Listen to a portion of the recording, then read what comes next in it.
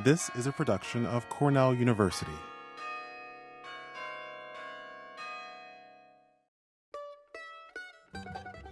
Welcome to the podcast of Mann Library's Chats in the Stacks Book Talk series. Great potential exists for ubiquitous mobile computing to inform, engage, and develop the social experiences and relations that play out in community spaces. Yet, the transformative benefits of this technology are often lost because of underlying design that doesn't account for complex human-technology interactions occurring in context. In a Chats in the Stacks book talk given at Mann Library on November 5, 2009, communication professor Dr. Jerry Gay highlights results of recent research to reflect on the promise of context-aware mobile technologies for realizing an active rather than passive role for the people who use them. So today I'm going to talk a little bit about sociocultural computing, affective and emotional computing, social connectivity and health, some of the projects we're doing with Cornell Weil, and persuasive media, and some of the potential uses of these little devices. So if any of you are ST&S or communication scholars, you're used to whenever you put something together or put it into an environment, it's socially shaped or reshaped by the people or others who are using the device. And this is some famous examples of using automobiles early on for driving washing machines rather because there weren't roads. And so when we put these new devices or artifacts into environments, different things happen as people use them. So activity theory, I wrote another book about 4 or 5 years ago that was published by MIT Press called Activity Theory Designed. And it talks a lot about activity occurring within a system. And Shirley White, who's a professor emeritus, this is something she has talked about for years, participatory design and design within context. So rules and roles affect the behavior, and whatever you do or trying to achieve is kind of in a complex system. So especially when you put computers in environments and think about computers become more and more embedded in our environments in our world, how complicated that becomes. So ubiquitous computing is, there are a lot of journals, if any of you are interested in these things, ubiquitous, pervasive computing, human-computer interaction journals. Again, all these are online. There's a lot of research in this area. So it's moving the interaction beyond the desktop, and this isn't exactly the safest thing.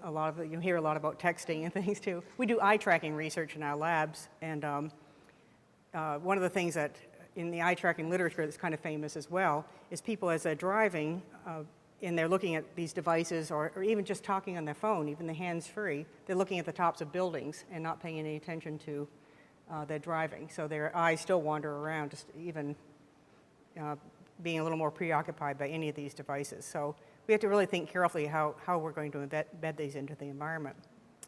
Cell phones are extremely popular, as most of you know. Do all of you have a cell phone here in the room here? And then I don't. You don't, okay. 2 of you don't, okay. Okay. Well, 73%, you're not alone, of Americans use a mobile phone. And it probably is a little higher, probably a lot higher than this. Actually, this is 2007. And 62% of Americans use phones other than voice calls. And there are also a lot of studies about other countries using these devices because they haven't had the infrastructure we've had, so the cell phones and things have taken off very rapidly in places like Africa, India, and other places. And I'll talk a little bit more about this whole thing with relationships with our phones. We are very, very connected to them. And in New York Times had a poll, I think the other day in the paper, people, if they're stranded on a desert island, would rather be without food and water and have their cell phone. And so it's one of those things to think about. Also changing social patterns too. We do a lot with social network analysis.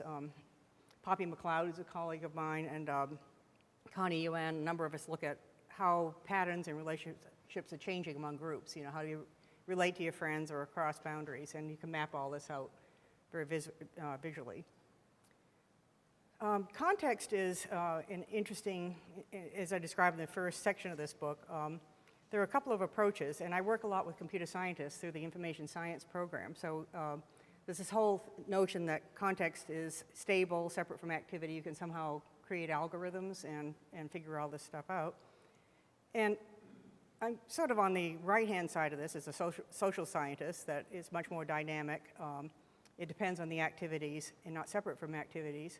But all the way through this little talk I'm going to do today, it's really what can the computers do well and what do people do well? And that's what we need to do. And how you blend the two together in the sociocultural model is really how it kind of works. So it isn't like one approach is bad and the other one is great. It's just we need to have both of them talking to each other. So mobile computers have a lot of potential, but they're also, this is why I put the little blue blocks on people's faces, is also a privacy issue too. And I think that, keep talking to our students about the amount of information that's collected and the digital traces that are left through Facebook, Twitter, all these social media that our department does a lot of studies on. We can gather a lot of information on the computer, but also there's another whole step up with these mobile devices too of, where you are, who's around you.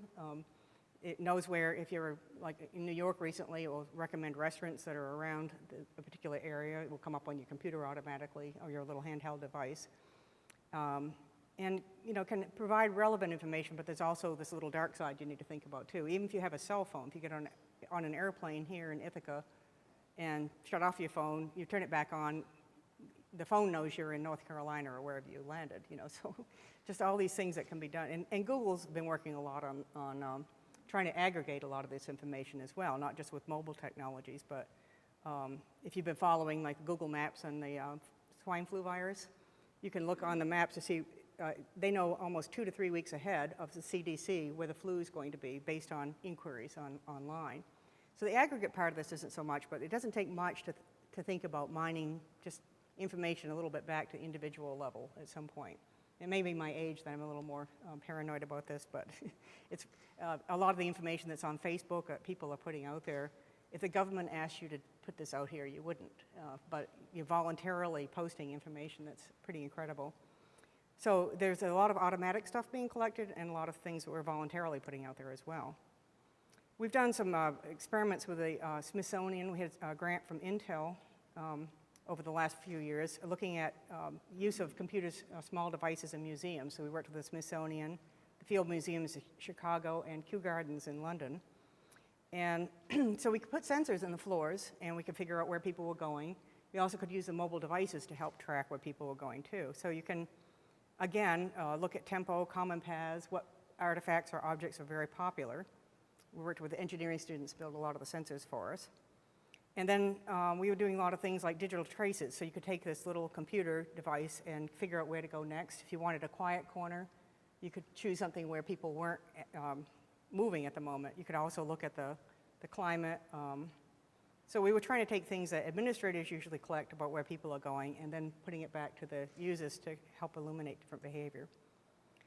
We were logging activities on the Cornell campus too, so where people were going with wireless devices. Again, we gave them the devices, and then in exchange, they could turn this off if they wanted to, but I was using this as a privacy lesson, that we could say, if you're in Mann Library, I can predict where you're going next, kind of things. And actually, it's pretty interesting. With John Kleinberg, who's a computer scientist, is working with us on some of these networks and movement and navigation activities.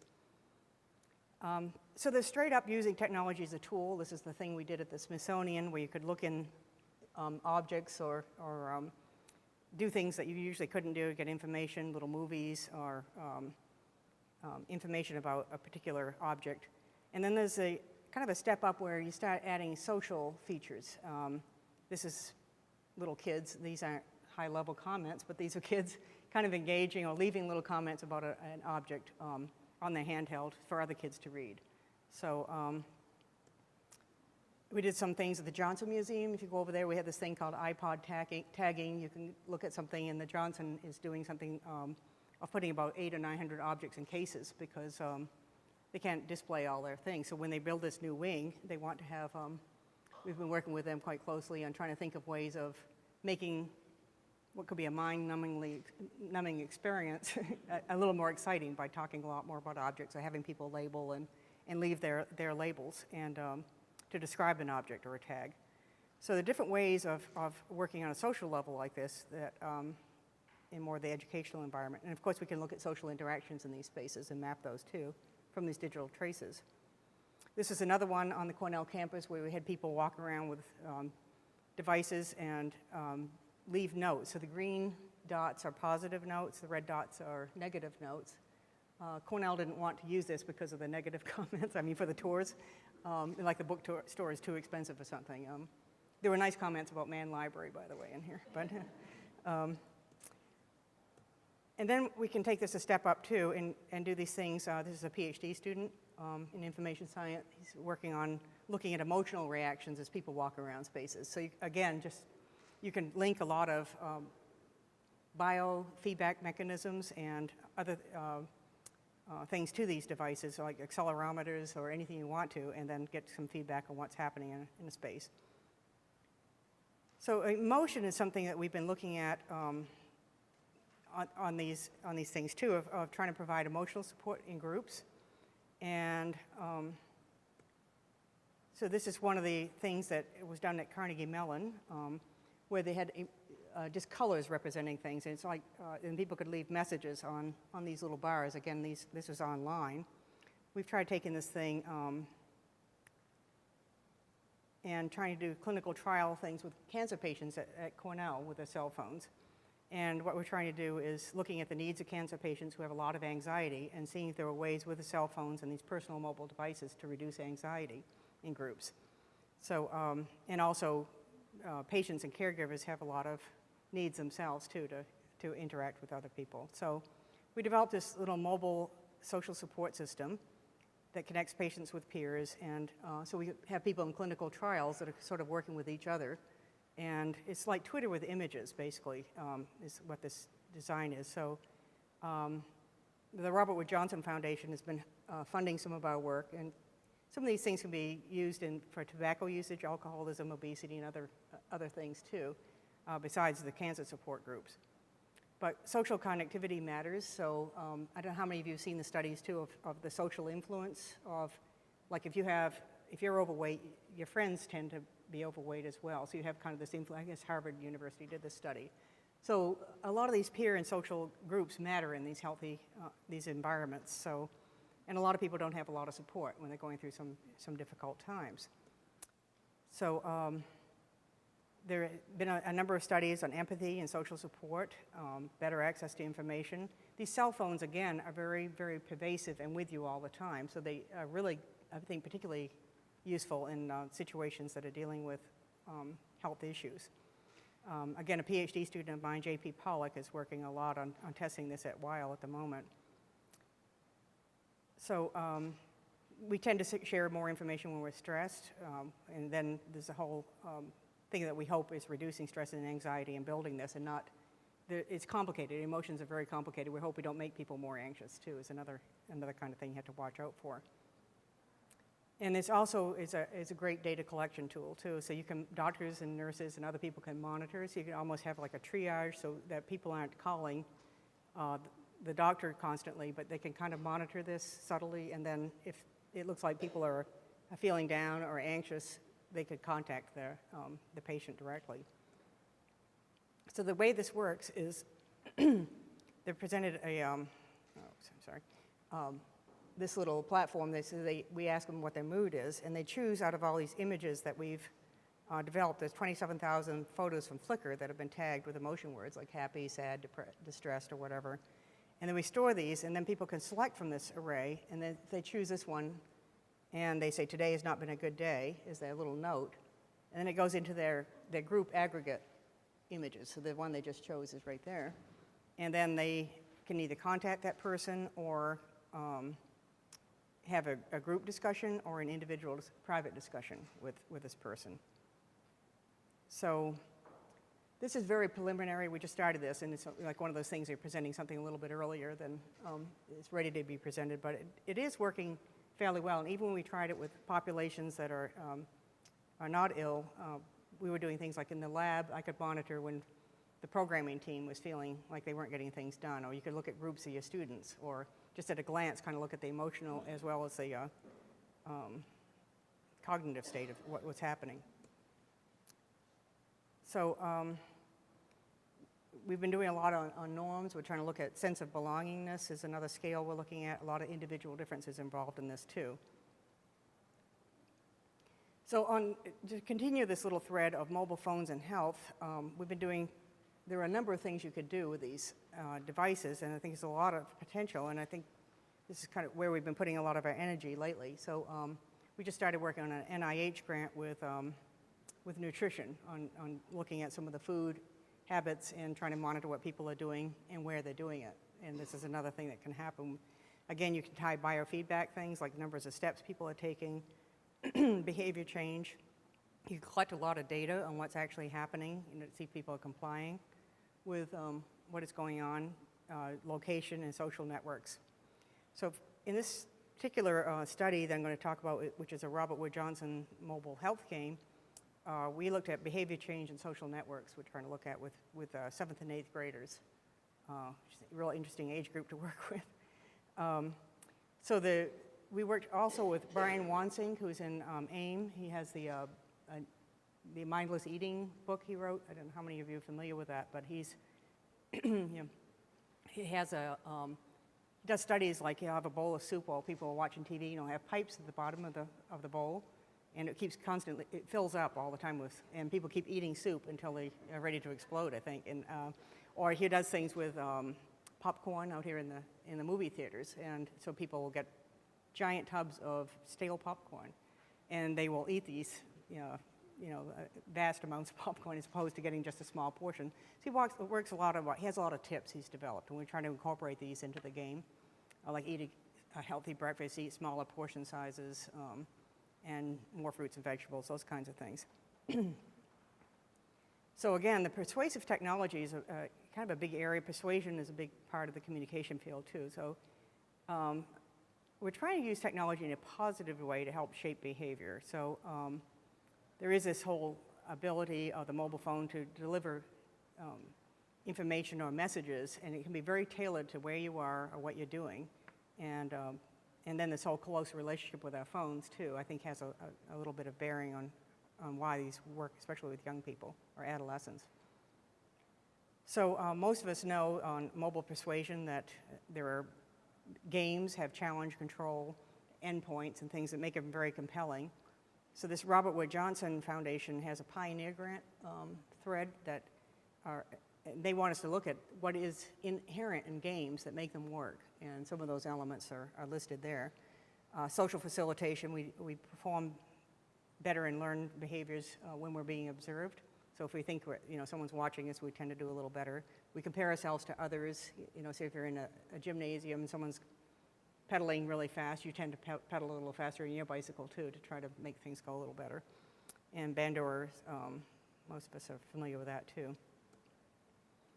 So we looked at a lot of games. We decided to develop our own little take on this is it Tamagotchi or Tamaguchi? Does anyone?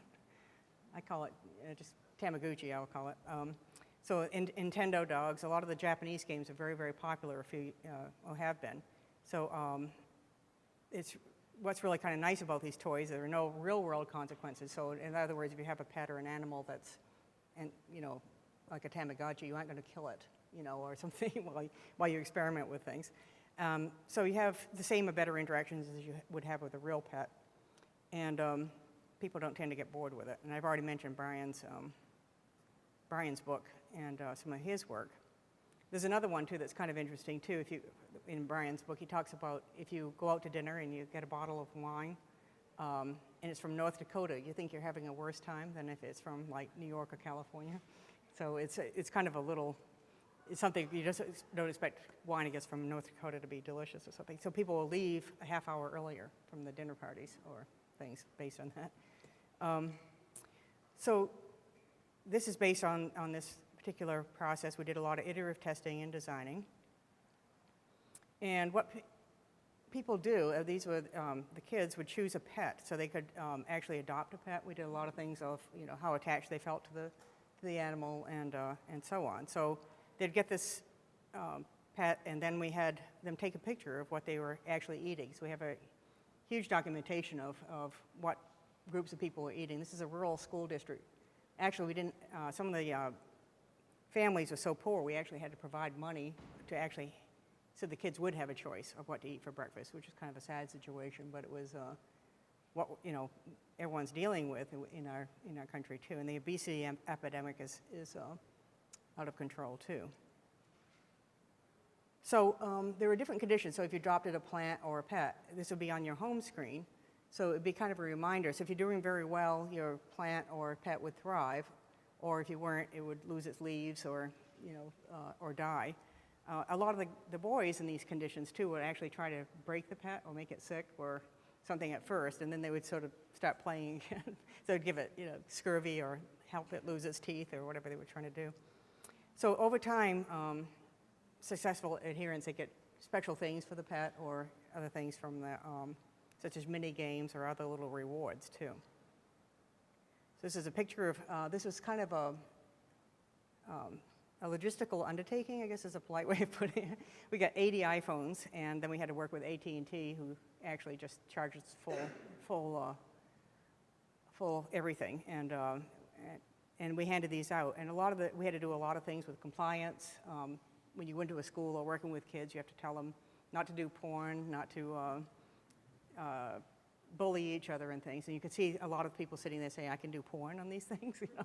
So I mean, this is one of the things that were quite challenging. But so they had these things for about 3 weeks. And so there were 4 conditions. And again, we're looking at the aspects of games that work or don't work. And I'll just put these up here. So they got positive and negative feedback. They received only positive feedback in another condition.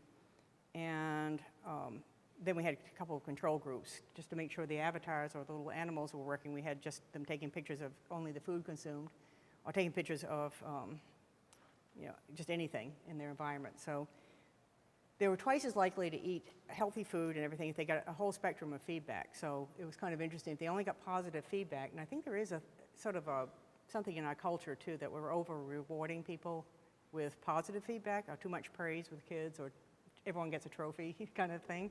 So they kind of noticed it, and I'll go into some of the qualitative data too. So we looked at health and the food they were eating, how much they thought about healthy eating, where they felt the game made them healthier, how attached they were, and a lot of psychological and social, psychosocial variables. And we also had a record of everything they were eating as well.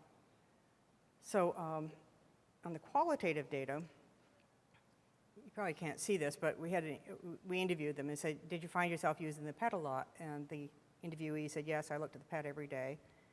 And were you pretty good about taking pictures of everything you ate? Yeah. And how did that go? Good. I didn't take pictures of breakfast because I don't eat breakfast. And so you don't eat breakfast, and then a little. And then it said, yeah. What kind of change did you make? And for the pet, I ate breakfast. So they were actually changing to keep the pet healthy. So there were really, and these were throughout the interviews too, that a lot of this was changing the behavior because they really were worried with this. And I think there was this whole emotional spectrum or caring for these animals. There's also, a lot of these kids were farm kids as well. So we only tested one small aspect of the application. We're going to be testing it here in Ithaca, a slightly different version where we're going to look at the social aspects and have the peers actually review each other. And I hope that, you know, because we had to get nutrition students and others, we didn't have the AI, the artificial intelligence portion built into this. So I think there's a lot of potential for scaling this up and having kids actually become more aware of just healthier behaviors. And this could be done in a number of contexts or settings, but it's kind of an interesting experiment. So there are a lot of trends, and I wanted to just kind of keep this sort of short and talk a little bit about some of the highlights of some of the recent studies we're trying to do, and then open this up for questions. But I just want to end on this whole thing of that time, space, and roles.